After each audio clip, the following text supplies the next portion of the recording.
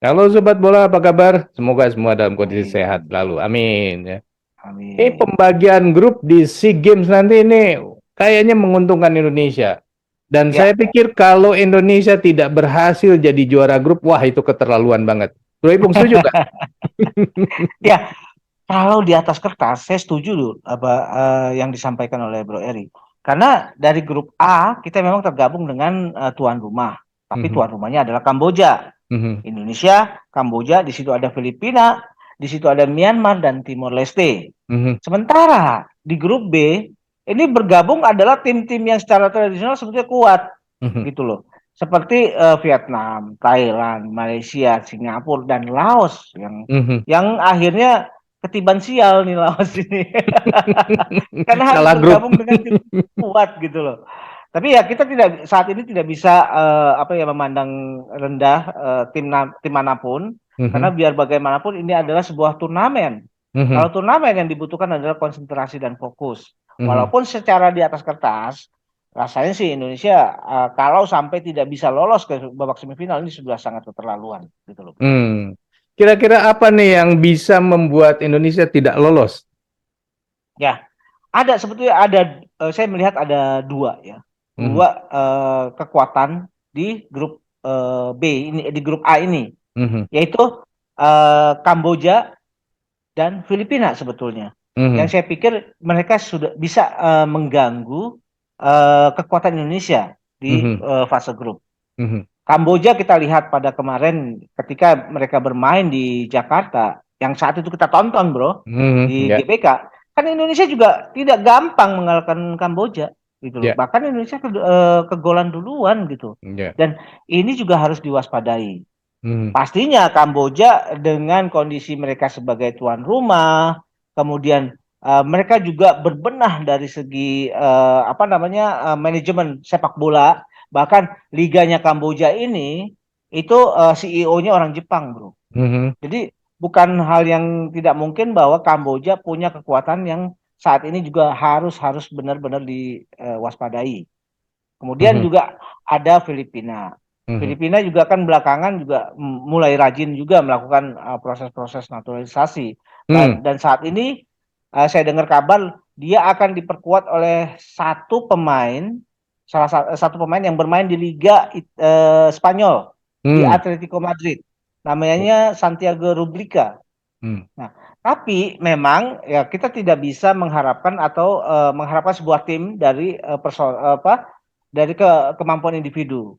mhm, Yang paling penting adalah bagaimana ramuan tim menjadi lebih padu itu yang lebih penting. Betul, Bro. mhm, mhm.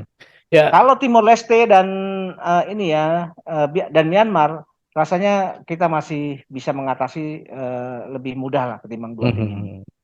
Jadi memang harusnya sih ya Indonesia ini juara grup lah ya. Nah, itu Harus. kan selain tantangan dari sisi lawan ya, dari Ya. sisi internal sendiri ada halangan nggak, Bro?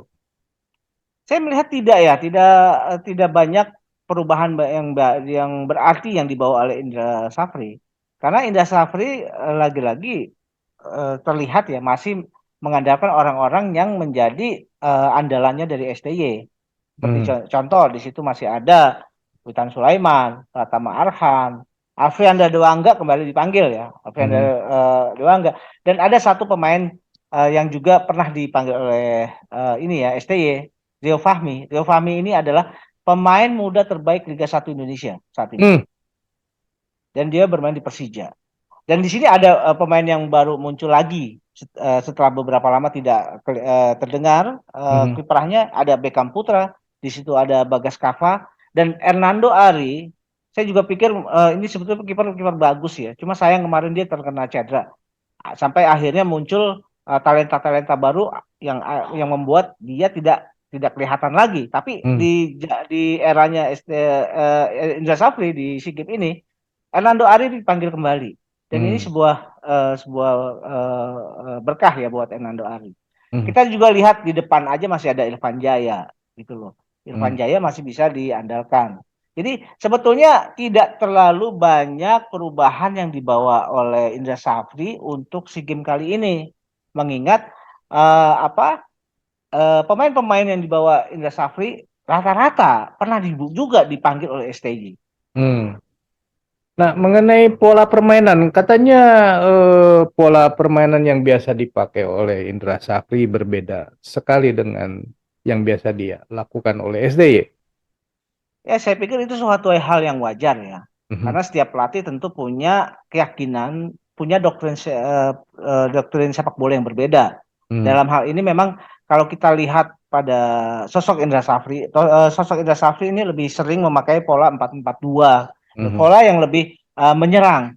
Dan dia mhm, tidak terlalu tidak terlalu menguasai atau tidak terlalu mempercayai pola yang biasa dilakukan oleh STY, misalkan pola dengan counter attack, mhm, pola dengan fast break gitu loh, dengan permainan transisi yang cepat. Itu mhm, rata-rata sepertinya selama ini saya belum melihat Indra Safri melakukan hal seperti itu. mhm, Tapi bagaimana penguasaan bola dari sejak awal itu sudah dilakukan oleh Indra Safri, itu yang lebih penting. mhm, Jadi dengan siapapun lawannya, sepertinya Indra Safri akan selalu mengusung pola permainan untuk penguasaan bola lebih banyak. Itu mhm, yang biasa dilakukan oleh Indra Safri. mhm. Apakah dengan pemain-pemain yang sekarang memang cukup mumpuni lah untuk melakukan strategi seperti itu?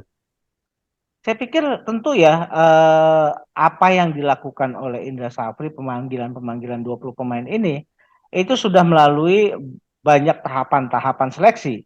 Hmm, Karena dia juga meyakini pola permainan yang dia ingin usung adalah seperti ini. Tentu yang akan dia panggil adalah pemain-pemain yang punya karakter apa yang seperti dia inginkan, seperti hmm, karakter permainan yang dia inginkan gitu loh. hmm, Jadi eh, ya itulah tadi makanya banyak sekali ya kalau kita lihat pemain-pemain yang bagus seperti ini kok secara individu bagus, tapi kenapa kok dia tidak dipanggil oleh Indra Safri misalkan seperti itu. hmm, hmm, Ini pemain bagus kenapa tidak dipanggil oleh STY? hmm, Karena ternyata ya itu tadi bahwa karakter permainan dia tidak cocok dengan karakter permainan yang akan dia bawa. Bukan hmm, karena individu yang jelek gitu loh, tapi hmm, karakter permainannya yang berbeda. Jadi hmm, itu yang menjadi beberapa alasan ya, yang membuat kita juga kadang-kadang sebagai orang awam terkaget-kaget ya. Bagaimana hmm, kita melihat bahwa pemain yang secara individu sudah terbukti, misalkan di Liga 1 dia hebat gitu loh. Tapi kenapa dia tidak dibawa? Justru hmm, pemain yang lebih banyak dicadangkan, katakanlah ya, hmm, itu justru diambil, yaitu karena pelatih masing-masing punya karakter, punya doktrin sepak bola yang ingin dia bawa, yang dia yakini untuk menghadapi sebuah kompetisi. oke. Nah, kira-kira berhasilkah Indonesia maju ke final dan menjadi juara? Ya ini tadi ya, memang penantian kita selama hampir 32 tahun ya terakhir Indonesia bisa mencapai emas itu di Filipina tahun 1991. Artinya sudah 32 tahun Indonesia tidak pernah mendapatkan nilai medali emas. Ya tentu kalau kompetisi ini sifatnya regional Asia Tenggara, target emas itu harus gitu loh. Mhm, Karena kita tidak melawan tim Jepang, tidak melawan tim Korea gitu loh. mhm, Karena yang kita hadapi ya tim-tim yang itu aja. Jadi mhm. kalau target emas ini juga tidak tercapai, saya juga artinya harus menunggu lagi nih gitu loh. Tapi Nah, penantian ini cukup panjang nih. ya. Tapi kalau ngelihat Vietnam belakangan ini katanya Vietnam sekarang tidak sekuat tahun-tahun yang lalu ya, Bro. Ya, karena memang sejak Park Hang-seo mengakhiri masa jabatannya di pelatih Korea, Korea ini di Vietnam ini juga agak gamang ya. Walaupun dia belakangan memanggil Philippe Troussier untuk menjadi pelatih di Vietnam. Philippe Troussier ini pelatih yang sangat bagus sebetulnya dan punya Mhm, pengalaman di Piala Dunia berkali-kali. Bahkan pengalaman Piala Dunianya lebih jauh lebih besar dan lebih banyak ketimbang Park Hang-seo. Dia mhm, pernah menangani Jepang, mhm, Maroko, kemudian Nigeria, Afrika Selatan. Itu rata-rata di Piala Dunia semua, Bro. mhm, Jadi apakah kemudian dengan label pelatih yang sudah begitu kawakan mampu membawa Vietnam, itu juga kan masih bisa menjadi pertanyaan gitu loh. mhm, Karena toh yang dibutuhkan oleh Vietnam adalah bagaimana pelatih yang bisa mengetahui dan membawa dan mengetahui karakter pemain-pemain Vietnam itu lebih penting gitu loh. Hmm, Dan syukurnya kemarin dari sejak tahun 2008 kan memang Pak Hang Seo sudah menangani ini ya 2008 kalau nggak salah Pak Hang Seo sudah menangani Vietnam dan dia sudah sangat mengetahui kultur permainan Vietnam hmm, dan kultur permainan Vietnam ini kemudian dia rubah mindsetnya.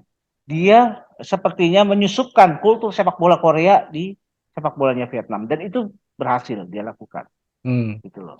Ya paling tidak pelatih baru ini pun butuh waktu lah ya untuk melakukan Ya, adaptasi ya, untuk mengubah betul. mindset dan segala macam.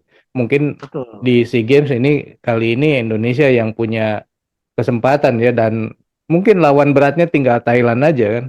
Atau Malaysia juga bisa dianggap lawan berat, Bro.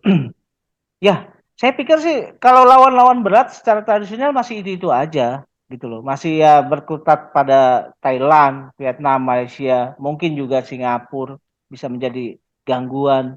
Nah, untuk Kamboja ini juga nggak bisa dikesampingkan saat ini dan rasanya masih itu aja lah bro Ya. untuk regional Asia Tenggara. Mhm. Oke sobat, itulah obrolan kita mengenai grup di SEA Games ya. Dan rasanya Indonesia harus jadi juara grup ya, dan juga harus jadi juara ya, juara SEA Games ya. Menurut sobat sendiri, kira-kira berhasil nggak Indonesia menjadi juara SEA Games nanti? Silakan tulis di kolom komentar. Sekian dulu obrolan kita lanjut di video yang akan datang. Sampai jumpa, bye. Thank you bro.